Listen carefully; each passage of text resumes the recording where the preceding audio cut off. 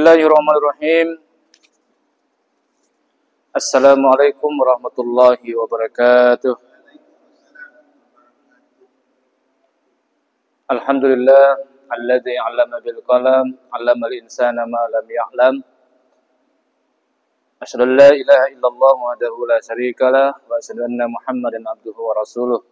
Allahumma shalli ala Muhammad wa ala alihi wa sahbihi wa mawala amma ba'd. Jemaah sekalian dirahmati Allah Subhanahu wa taala. Alhamdulillah kita dapat kembali bersua, bermuajahah di tempat yang penuh dengan barakah ini, yaitu di rumahnya Allah, di masjid. Setelah kita menjalankan kewajiban kita sebagai orang beriman, yakni sholat maghrib, dan alhamdulillah kita laksanakan secara berjamaah. Dan marilah kita senantiasa berselawat kepada baginda Nabi besar Muhammad SAW. Mudah-mudahan kita nanti atas selawat kita ini senantiasa kita mendapatkan syafaat dari Rasulullah SAW. Jemaah sekalian, jadi kita akan melanjutkan pembahasan kitab Daqaiqul Akhbar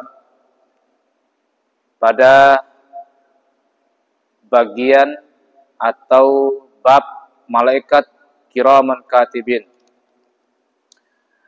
Nah, jemaah sekalian, dalam satu riwayat dikatakan bahwa setiap manusia diikuti oleh dua malaikat. Jadi setiap malaikat dua malaikat. Berarti 6 botok pula malaikat mari. Yang pertama berada di sebelah kanan, yaitu bertugas untuk mencatat amal kebaikan tanpa disaksikan oleh siapapun. Sedangkan yang kedua berada di sisi kiri, bertugas untuk mencatat amal kejelekan. Namun, ia tidak akan mencatat amal-amal buruk tersebut tanpa kesaksian dari malaikat yang pertama. Jadi, harus disaksikan. Bukti nih. Jadi wati pula suncatat pula wati si malaikat yang kanan. Ketika manusia dalam keadaan duduk, kedua malaikat itu akan berada di sebelah kanan dan kirinya. Ketika manusia berjalan, satu berada di belakangnya dan satu lagi berada di depannya. Sedangkan ketika manusia tertidur, satu berada di dekat kepalanya dan satu lagi berada di dekat kedua kakinya. Dalam riwayat lain dikatakan ada 5 malaikat yang selalu mengikuti manusia. Ada 5 malaikat. 2 di antaranya bertugas pada waktu malam, 2 malaikat lagi bertugas pada waktu siang, dan satunya lagi bertugas setiap saat. 2 nama bertugas sama Rai, 2 nama bertugas sama Ngadi, dan yang satu bertugas setiap saat. Ake gue maksud malaikat makan ini mas lalu makawaran deta re marok deta untuk mengingatkan kita. Lahu mu'aqibatum min baini yadayhi wa min khalfihi. Bagi manusia ada malaikat-malaikat yang selalu mengikutinya bergiliran di muka dan di belakangnya. Surah Ar-Ra'du ayat 11. Yang dimaksud dengan malaikat-malaikat yang selalu mengikutinya bergiliran adalah malaikat malam dan malaikat siang yang bertugas menjaga setiap manusia dari gangguan iblis, jin, setan, dan manusia. Adapun 2 malaikat yang bertugas mencatat amal baik dan amal buruk, keduanya berada di antara 2 bahu manusia. Oke. Pena kedua malaikat itu adalah lidah mereka. Tempat tintanya itu mulut mereka. Dan tintanya itu air liur mereka. Tentu saja kedua malaikat ini akan terus mencatat setiap amal manusia hingga ia meninggal dunia. Rasulullah SAW pernah bersabda, sesungguhnya malaikat yang berada di sebelah kanan setiap manusia itu adalah pengawas malaikat yang berada di sebelah kirinya. Ya. Apabila seorang hamba berbuat dosa dan malaikat yang ada di sebelah kirinya akan mencatat amal buruknya itu, malaikat yang berada di sebelah kanan akan menahannya seraya berkata, tahanlah penamu dulu, janganlah engkau mencatatnya terlebih dahulu. Nah, aku nih pada nih. Jadi kalau kita takarawi semua tahu langsung dicatat. Langsung dicatat gini, oh macam biasa catat. Oh, organina catat. Oh, depan tentu catat. Pala rabi nita. Kalau kita melakukan perbuatan buruk, ain pupana, ya, di komisi tobat pada, ya, daripada kasakimu tuntiu, ya, ain pupana nete. Dengan begitu, malaikat pencatat amal buruk itu pun menunda pencatatannya hingga 7 jam. 7 jam gue pula. Ngena-ngena oni kesimpa-simpa kombina na taubat bre, na istighfar bre nete. Dari perbuatannya. Coba Pak. Jika hamba itu beristighfar, malaikat pencatat amal buruk akan membatalkan pencatatannya. Wah tidak dicatat nah. Namun jika hamba tersebut tidak memohon ampun atau bertobat kepada Allah, barulah ia mencatat amal buruk hamba itu dalam waktu 7 jam. Boto sebuah kesempatan ya. Misalnya mengadili dosa letak. Dia sampai jam lagu 7 jam. Nah sini. Iya, berarti selama mengadi itu malaikat itu masih menunggu dulu, menunggu. Kau bisa kayak, boleh ikut taubat anu be. Tio malaikat jam. Nah, ini jam lah waktu taubat tadi nah. Iya. Raka 7 jam. Oh, udah catat. Iya. Baru dicatat.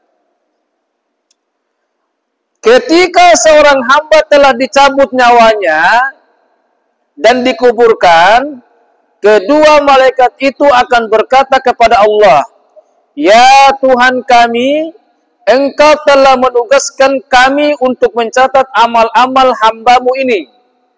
Sekarang Engkau telah mencabut ruhnya. Untuk itu izinkanlah kami untuk naik ke langit. Oh udah, sudah selesai ceritanya. Allah menjawab, wahai malaikatku, saat ini langit sudah penuh oleh para malaikat. Mereka semua sedang bertasbih.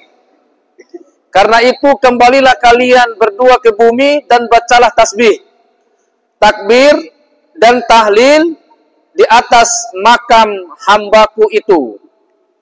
Kemudian catatlah semua tasbih, takbir dan tahlil kalian itu untuk hambaku sampai aku membangkitkannya dalam kubur.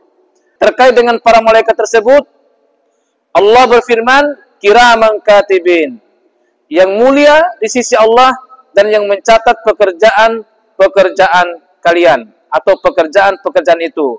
Surah Al-Infitar ayat 11. Allah Subhanahu wa taala menyebut mereka malaikat kiraman katibin, ya, malaikat yang mulia di sisi Allah dan bertugas mencatat amal-amal manusia. Setiap kali selesai mencatat amal kebajikan seorang hamba, mereka akan membawa catatan itu naik ke langit dan menunjukkannya kepada Allah dengan disaksikan oleh para malaikat-malaikat yang lainnya. Jadi ternyata udah di proses ini warasi pala rawi itu tahore malaikat itu prestor. Ake rawi la fulan si fulan, sene ake. Nete. Dan menghadap kepada Allah dan disaksikan oleh para malaikat-malaikat yang lain. Setelah sampai di hadapan Allah, mereka berkata, sesungguhnya hambamu yang bernama fulan telah melakukan amal baik ini dan ini. Adapun setelah mencatat amal-amal buruk seorang hamba, mereka akan membawa catatan itu ke langit, kemudian melaporkannya kepada Allah dengan penuh kesedihan. Menyaksikan hal itu, Allah pun bertanya, Wahai para malaikat kiraman katibin, apa yang telah dilakukan oleh hambaku ini? Mereka diam tak menjawab hingga Allah bertanya kepada mereka sampai 3 kali. Pada kali yang ketiga itulah mereka baru menjawab, ya Tuhan kami, Engkau adalah Sang Maha Penutup segala macam aib. Dan Engkau memerintahkan para manusia agar menutup aib mereka. Sesungguhnya mereka semua membaca kitab-Mu ini setiap hari. Dan mereka selalu berharap agar kami menutup aib mereka. Karena mereka pun sering membaca firman-Mu yang berbunyi, kiraman katibin ya'lamuna ma taf'alun. Yang mulia di sisi Allah, yang membaca pekerjaan-pekerjaanmu itu, mereka mengetahui apa saja yang kamu kerjakan. Begitulah, kami sebenarnya bermaksud menutupi aib mereka. Namun Engkau adalah zat yang maha mengetahui segala sesuatu yang gaib. Itulah kenapa mereka disebut malaikat kiraman katibin. Mereka malaikat-malaikat yang mulia di sisi Allah dan bertugas mencatat amal perbuatan manusia. Jadi itulah, jadi kiraman katibin. Jadi ada 2 malaikat yang senantiasa mengawasi kita dan mencatat setiap perbuatan kita. Tapi ada tapinya. Bagi malaikat yang ada di sebelah kanan kita ini, yaitu akan mencatat kebaikan-kebaikan yang kita lakukan. Setelah kita melakukan kebaikan langsung dicatat. Oh, dia sudah melakukan kebaikan, langsung dicatat. Namun ketika malaikat yang sebelah kiri ini melihat kita melakukan keburukan, melakukan kemaksiatan, ditahan dulu. Dan diingatkan oleh malaikat yang kanan, tahan dulu, jangan dulu catat, jangan dulu. Ya, kita tunggu dulu sampai 7 jam. Tunggu tuh 7 jam, siapa tahu dia akan bertobat, dia akan beristighfar dengan kemaksiatan yang dilakukan itu. Sehingga manakala dia bertaubat dan dia beristighfar selang waktu sampai 7 jam setelah dia melakukan itu, maka perbuatan keburukan yang dilakukan tadi itu tidak sempat dicatat dan tidak dicatat. Tetapi kalau lewat 7 jam dia tidak sempat bertobat, maka itulah baru dicatat. Dedepelah dalam riwayatnya ini, jemaah sekalian.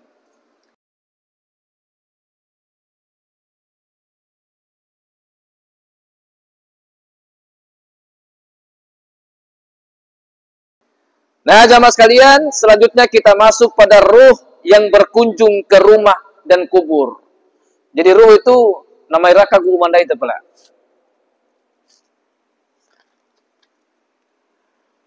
Rasulullah SAW menjelaskan setelah keluar dari jasad anak Adam, 3 hari kemudian ruh akan memohon kepada Allah, ya Tuhanku, izinkan aku menemui jasadku yang dulu aku pernah di dalamnya.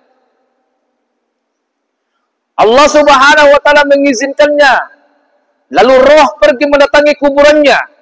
Ia berdiri agak jauh dari kuburannya dan melihat kedua hidung dan mulutnya mengalirkan darah. Tonaira natampuran cian itu ni. Natampura. Losa ra'a di ilu, losa ra'a di fiko. Ya, nanti kalau sudah puluhan hari, na loko na botu.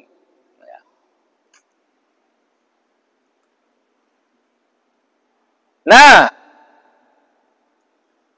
ia menangis.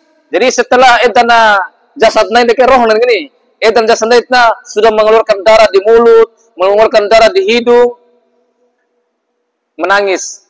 Ruh ini menangis, ruh menangis. Beberapa saat kemudian ia berkata, oh jasadku, sarumbu kasa gue, jasadku. Duhai kekasihku, ingatlah engkau dengan hari-harimu di dunia dahulu. Sungguh, rumahmu saat ini benar-benar sangat sunyi, senyap. Dia dalam kubur.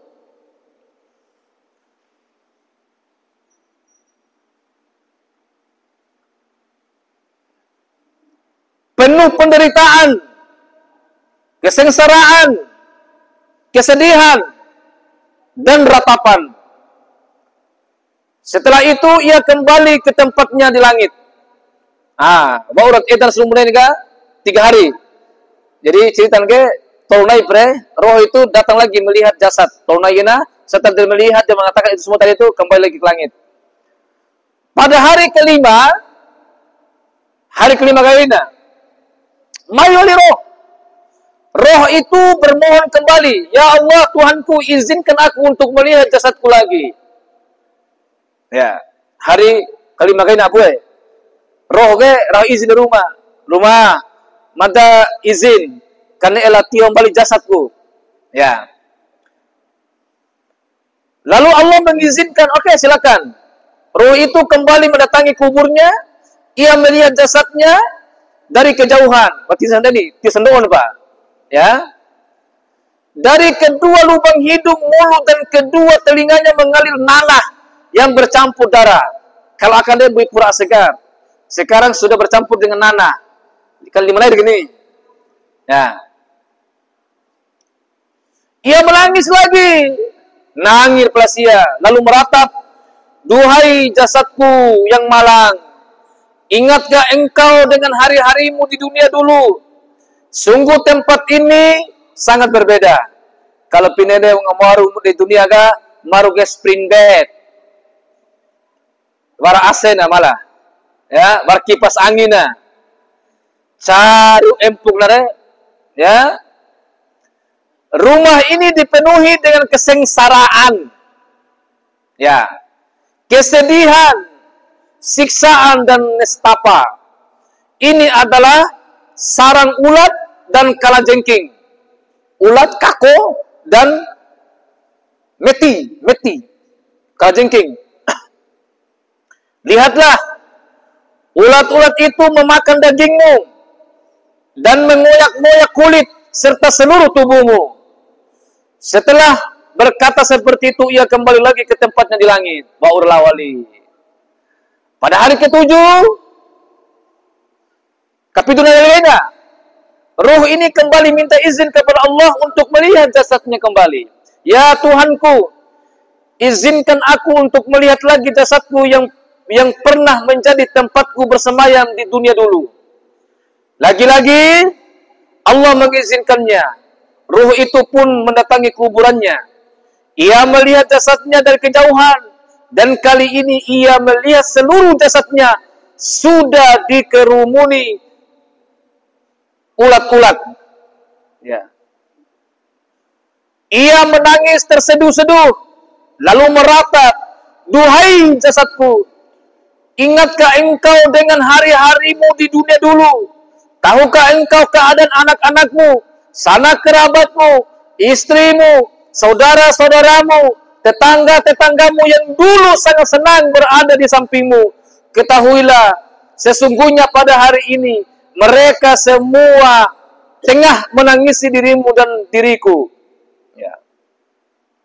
Lalu Abu Hurairah radhiyallahu anhu meriwayatkan bahwa apabila seorang mukmin meninggal dunia, ruhnya akan mengelilingi rumahnya selama sebulan. Ia bisa melihat bagaimana harta warisannya dibagi, atau bagaimana utang-utangnya dibayarkan. Setelah genap sebulan, ia kembali ke kuburnya.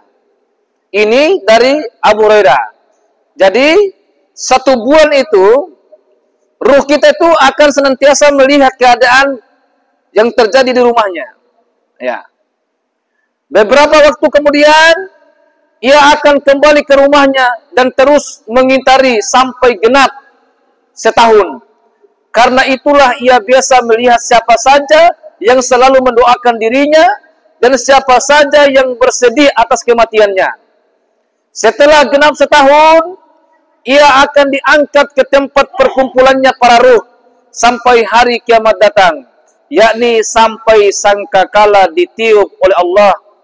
Ditiup, ya. Allah Subhanahu wa taala berfirman, "Tanazzalul malaikatu warruh."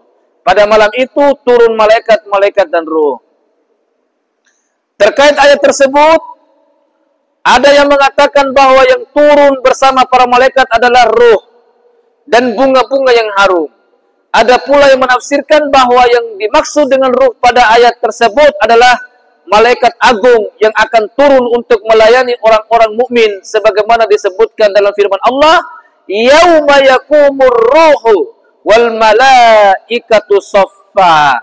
Pada hari itu ketika ruh dan para malaikat berdiri bersaf-saf. An-Naba ayat 38. Nah, menurut beberapa ulama tafsir, maksud daripada ruh pada ayat tersebut adalah anak keturunan Adam. Kita ini, ruh. Ya. Ada pula yang meyakini ruh tersebut adalah malaikat Jibril. Keyakinan, makanya bertafsir begini. Akan tetapi, ada juga yang mengatakan ruh tersebut adalah ruh Nabi Muhammad yang berada di bawah ars. Di bawah aras.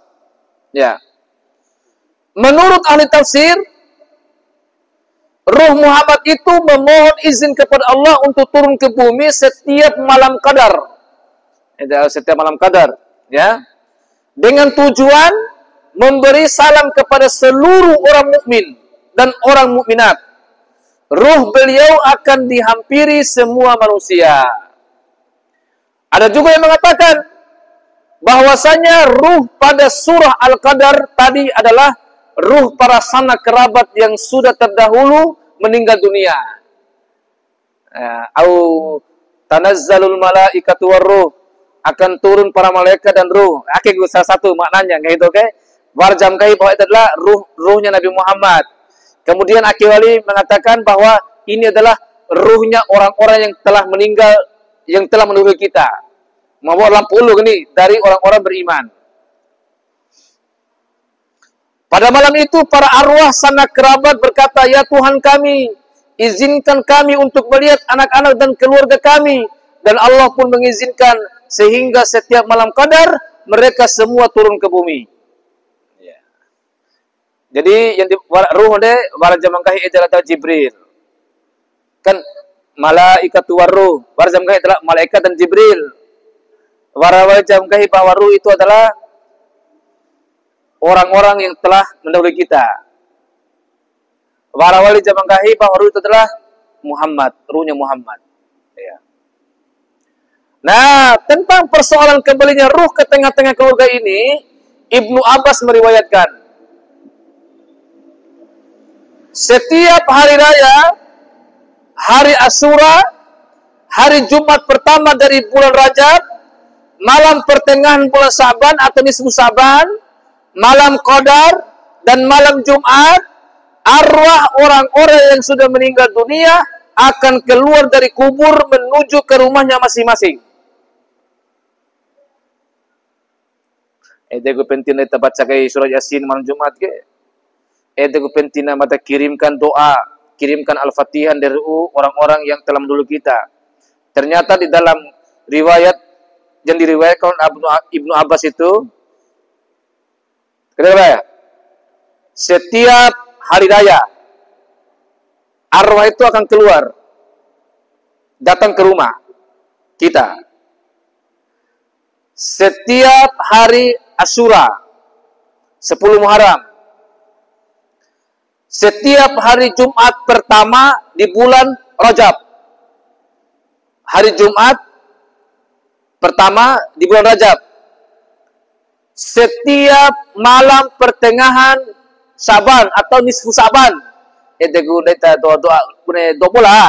Nah, kemudian setiap malam Qadar tadi itu, kemudian setiap malam Jumat. Arwah itu akan datang, akan keluar dari kuburnya, ya. Lalu mereka akan berdiri di pintu rumah mereka dan berkata, nah, aunggah hina, aunggah robe, aunggah arwah de, wahai keluargaku, kasihanilah aku di malam yang penuh berkah ini dengan bersedekah untukku. Meskipun hanya dengan sesuap makanan. Sesungguhnya diriku membutuhkan pahala sedekah kalian. Jika kalian memang keberatan bersedekah untukku, sudilah kalian pada malam yang berkah ini untuk mengingatku dengan membacakan surah Al-Fatihah untukku. Coba Pak. Wahai keluargaku, siapakah di antara kalian yang masih mau mempedulikanku?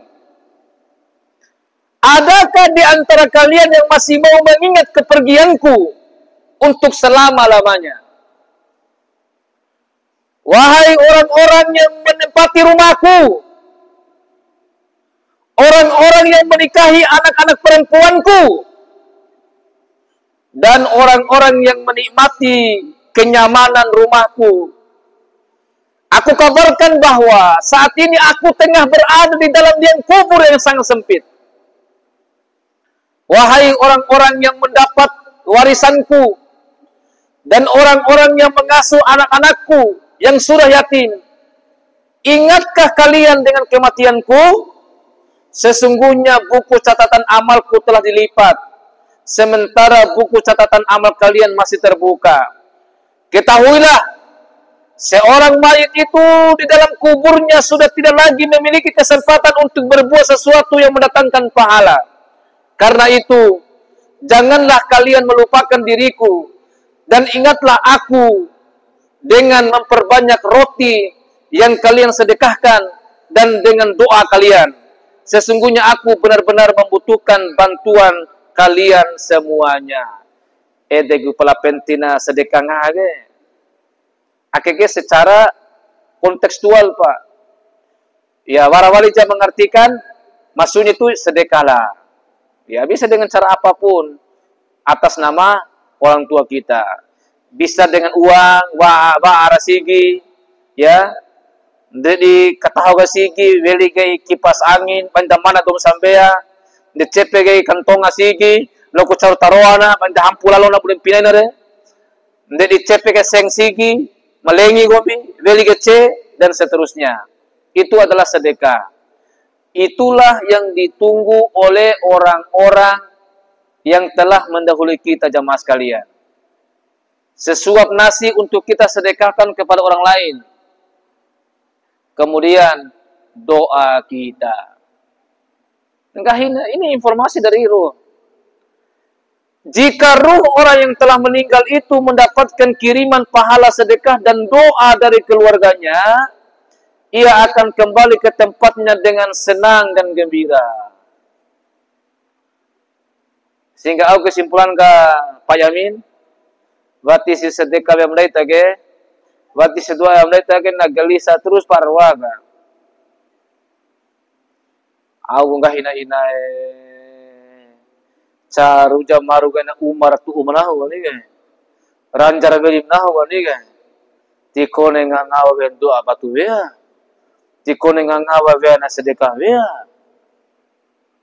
de anak kurang aja. Sebaliknya, karena kalau didoakan, disedekahkan, nak kembali dengan senang dan gembira.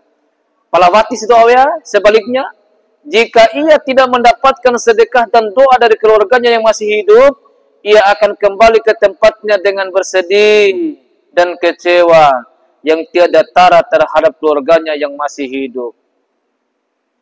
Sedih re, nangis. Wajah kecewa re, ia malas kecewa dengan kita ini.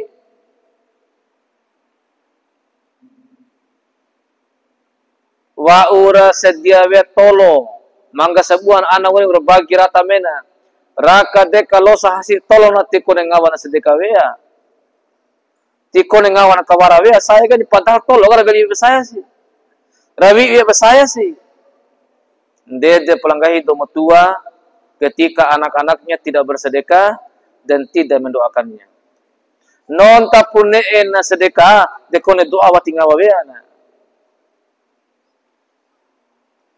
Jamaah sekalian,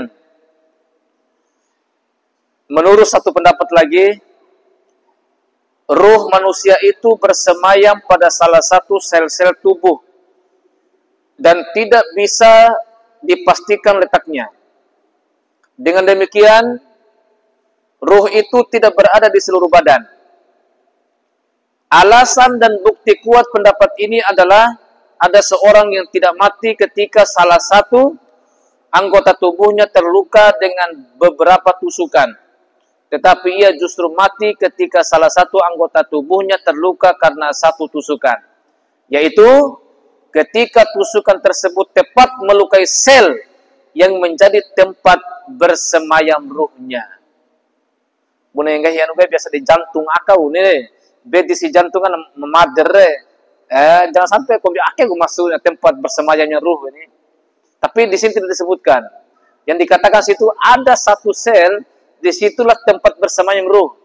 Kalau fatih si betul, tuba si betul, lain si sel itu cuma dendore. Tapi kalau pas sel itu, di situ ruh, lepas ruhnya meninggal. Pendapat lain mengatakan ruh itu berada di seluruh tubuh. Nah, pendapat lain gini, berada di seluruh tubuh, dia menempati, aku terangkan, jadi akan menempati seluruh tubuh ini, ruh itu. Itu baru bisa berfungsi gak?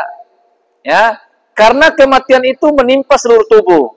Pendapat ini berdasarkan pada firman Allah, "Qul yuhyihal ladzi ansa'aha awwala marrah." Katakanlah, ia akan dihidupkan oleh Tuhan yang menciptakannya yang pertama kali. Surah Yasin ayat 79. Kemudian ada yang menanyakan, apa perbedaan ruh dengan rawan? Ya. Lalu kami menjawab, keduanya adalah satu kesatuan yang tidak ada perbedaan antara keduanya. Sebagaimana badan dan tangan, keduanya adalah satu kesatuan. Perbedaannya adalah tangan bisa bergerak leluasa, sementara badan tidak bisa bergerak secara leluasa. Demikian halnya dengan rawan dengan ruh. Rawan bisa berpindah-pindah secara leluasa, sementara ruh tidak bisa berpindah-pindah. Perbedaan lainnya, keberadaan ruh di dalam badan tidak menentu. Sementara itu rawan berada di antara dua alis. Ya, kemudian itu tulang rawan ini. Ya. Jika ruh diambil dari tempatnya, pemiliknya pasti akan mati. Sedangkan jika rawan pergi, pemiliknya tetap hidup dan hanya tertidur. Berapa waktu? Ya? Oh, demboto, Bu. Ketika bisa mengambil, kita bisa mengambil perumpamaan seperti air yang dituangkan di piring. Ketika ditaruh dalam satu ruangan yang tersorot oleh sinar matahari yang menembus dari lubang, secara otomatis piring itu bisa akan memantulkan sinar matahari ke bagian atap ruangan tanpa bergeser sedikit pun dari tempatnya. Sementara seperti itulah gambaran keadaan ruh di dalam jasad. Jasad akan tetap berada di tempatnya meski ruh memancarkan sinarnya ke aras. Cahaya ruh yang memancarkan ke aras inilah yang disebut dengan rawan. Kemudian pada saat rawan berada di alam malaikat, maka ketika itulah seorang bermimpi dalam tidurnya. Ya, jadi itu waraku istilah rawan. Jadi rawan itulah yang pergi-pergi, yang bergerak-bergerak. Ruh itu tetap di tempatnya. Ya. Kemudian menurut satu pendapat lagi, setelah dicabut dari jasadnya, ruh akan ditempatkan di dalam sangkakala. Jadi akimena pendapat gini. Ya, pokoknya sekitar sekitar mati pemerintah gini, tetap bawa rumah pada. Ini sekitar pengetahuan saja. Karena di dalam sangkakala itu terdapat lubang-lubang yang di dalamnya menyamai jumlah seluruh makhluk hidup, mulai dari yang sudah mati, yang masih hidup saat ini, dan akan hidup sampai hari kiamat nanti. Jadi di dalam sangkakala itu waragu lubang-lubang itu disitulah nanti menyerupai semua makhluk, baik yang sudah meninggal, yang masih sekarang ini, dan nanti yang hidup sampai hari kiamat. Dengan kata lain, semua ruh akan berada di dalam sangkakala tanpa terkecuali. baik yang mendapatkan kenikmatan maupun yang mendapatkan siksaan. AKG versi pendapat yang lain akhirnya. Pendapat lain lagi menyebutkan, setelah dicabut dari jasadnya, ruh orang-orang yang beriman akan disemayamkan di dalam tembelok burung-burung berwarna hijau yang tinggal di sebuah tempat yang sangat tinggi yang bernama Iliyin. Boleh cerita matanya, Iliyin untuk orang beriman. Sedangkan ruh orang-orang kafir akan ditempatkan di dalam tembelok burung-burung yang berwarna hitam yang berada di dalam neraka. Selain itu ada riwayat yang mengatakan setelah dicabut dari jasad, ruh orang-orang yang beriman akan dibawa para malaikat rahmat naik ke langit ke-7 dengan penuh penghormatan. Kemudian akan terdengar suara gaib dari rahmat dari hadirat Allah, Zat yang Maha Penyayang berseru, catatlah nama pemilik ruh itu di dalam Iliyin. Kemudian kembalikan ia ke bumi. Seperti dulu. Seperti berdasarkan hadis Nabi. Para malaikat pun akan mengembalikan ruh ke jasadnya, kemudian di kuburnya akan dibuat sebuah jendela yang terbuka dan menghadap ke surga, agar ruh orang mukmin itu bisa melihat tempat tinggalnya di dalam surga sampai datangnya hari kiamat kelak. Adapun ruh orang-orang kafir, setelah dicabut dari jasad, ruh akan dibawa oleh para malaikat azab ke langit, akan tetapi ketika mereka baru sampai di depan pintu langit dunia, seluruh pintu langit tertutup dan para malaikat diperintahkan untuk mengembalikannya ke jasadnya di dalam kubur. Kemudian kuburnya dipersempit dan dibuatkan sebuah lubang yang mengarah ke neraka agar ia terus menyaksikan tempat tinggalnya di neraka sampai terjadinya hari kiamat kelak. Karena itu Rasulullah SAW pernah bersabda, sesungguhnya orang-orang yang telah mati itu bisa mendengarkan suara terompah kalian. Hanya saja mereka sudah tidak bisa berbicara lagi dengan kalian. Jadi naringaku data melampa sebawalade. Sadan seorang ahli hukum Islam ditanya tentang keberadaan ruh setelah dicabut dari jasad-jasadnya.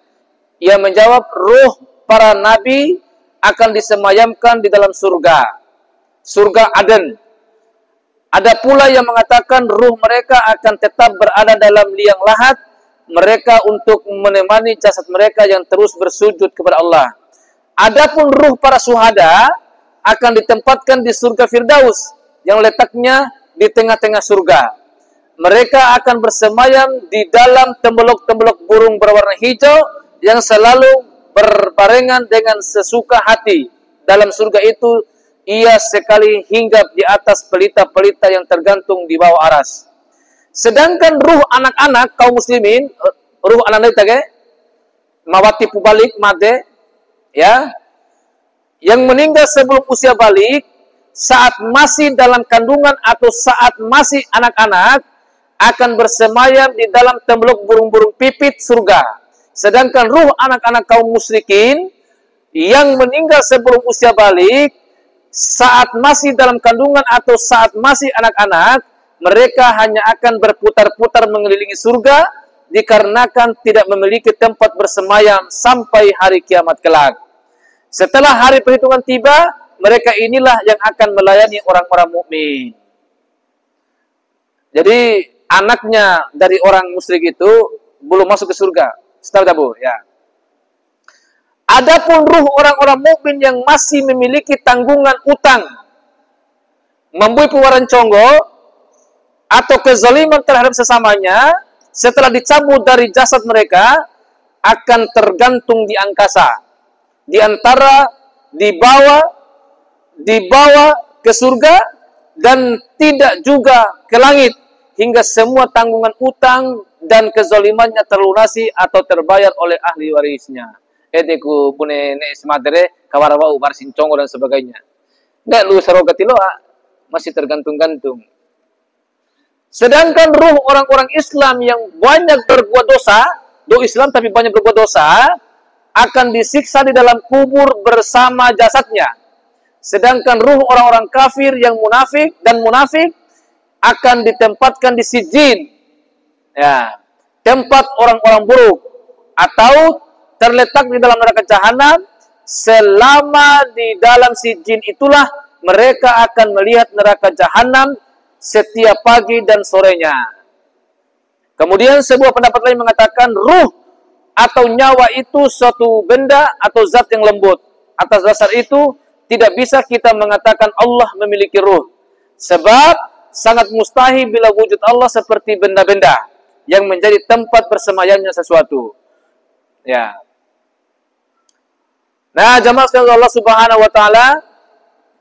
Jadi di sini banyak sekali menceritakan terkait seperti apa sih ruh itu sejatinya. Tetapi setidaknya tadi sudah banyak gambaran-gambaran bagaimana bentuk ruh dan apa perbedaannya dengan rawan dan sebagainya. Nah, pada akhirnya kata ruh itu bersifat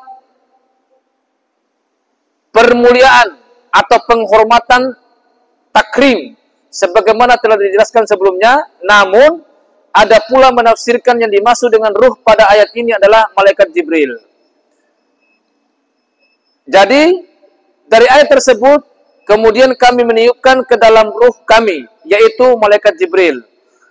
Ada pula yang menafsirkan yang dimaksud dengan ruh pada ayat tersebut adalah ruh Nabi Isa bin Maryam.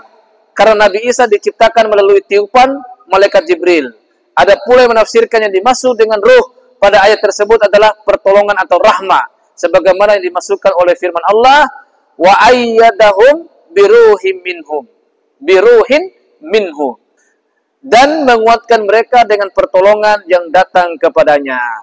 Al-Maidah ayat 22. Nah, jamaah sekalian Allah Subhanahu wa taala, itulah tadi terkait dengan bagaimana kondisi ruh itu datang mengunjungi kuburan kita dan mengunjungi rumah-rumah kita.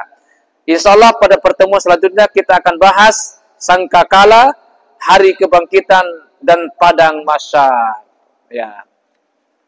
Nah, jamaah sekalian Allah Subhanahu wa taala, karena waktu Isya telah masuk, mari kita tutup dengan doa kafatul majelis. Subhanakallahumma wa bihamdik, asyhadu an la ilaha illa anta, astaghfiruka wa atubu ilaik. Akhiru da'wana summa wassalamualaikum warahmatullahi wabarakatuh.